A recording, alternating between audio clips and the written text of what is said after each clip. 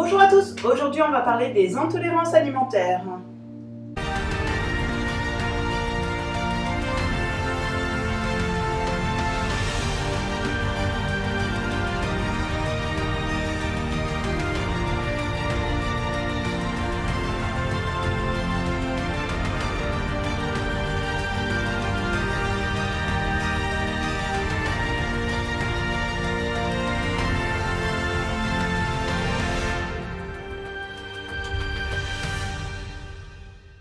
Mais pourquoi ce sujet?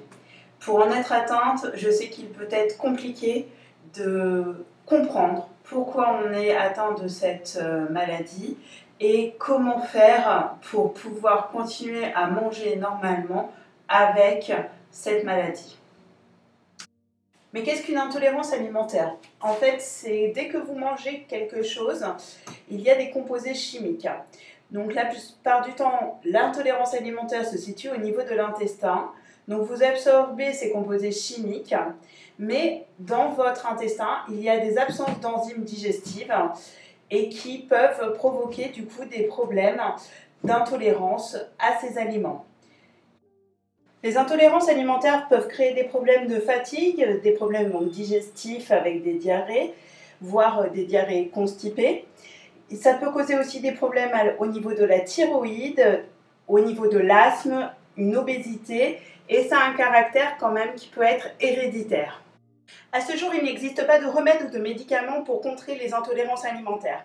Par contre, il existe des probiotiques qui permettent d'imperméabiliser l'intestin, car on s'aperçoit que les aliments passent à travers l'intestin parce que l'intestin est poreux, et qui permettent de rétablir l'imperméabilité de l'intestin. Il y a plus de 16 ans, j'ai été diagnostiquée intolérante alimentaire sur plein d'aliments différents.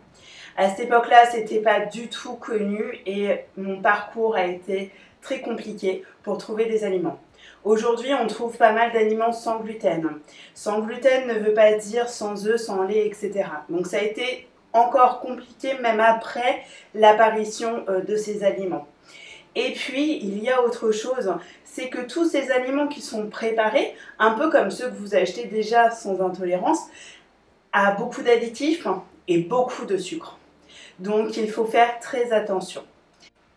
J'ai récemment eu de nouveau les symptômes que j'avais il y a 16 ans, c'est-à-dire une fatigue énorme, alors que je ne faisais pas forcément des choses qui pouvaient le justifier.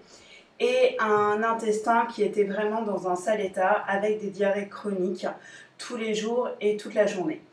Donc je savais que mon corps avait encore changé au niveau des intolérances et qu'il y avait des choses que je mangeais que je n'avais plus le droit. Il y a certains aliments que j'ai su détecter tout de suite au cours de ces 16 années parce que il y a 16 ans j'ai eu un résultat, mais les résultats ont changé entre-temps, j'en suis certaine. Par exemple, l'avocat, je n'avais aucune réaction allergique, parce que là, j'appelle ça quand même de l'allergie, même si c'est une intolérance alimentaire. Parce que, du coup, par exemple, en mangeant de l'avocat, j'avais les mêmes symptômes qu'en mangeant du gluten, c'est-à-dire une fatigue énorme, avec des cernes énormes, et aussi des problèmes intestinaux qui duraient sur quelques heures, mais qui étaient quand même là pour fatiguer l'organisme. Pour en finir avec mon parcours, il y a eu vraiment des périodes très difficiles comme les repas de famille. Car soyons clairs, en France, convivialité égale repas.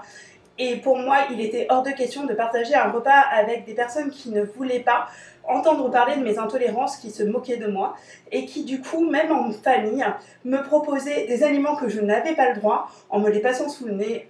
Et c'est vrai que ça a été une période très compliquée pour moi et je me suis vraiment coupée de ma famille parce que du coup je ne voulais pas faire de repas avec eux et que c'était le seul moyen d'être avec eux.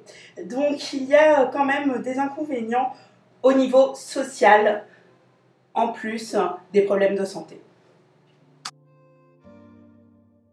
Après presque un an à avoir été malade continuellement tous les jours, j'ai pris la décision de faire cette analyse. Pourquoi je ne l'ai pas faite plus tôt? Parce que cette analyse a un coût. Donc déjà, il faut aller voir son médecin pour pouvoir avoir une prescription pour pouvoir faire cette analyse de sang, sinon vous la payez de votre poche.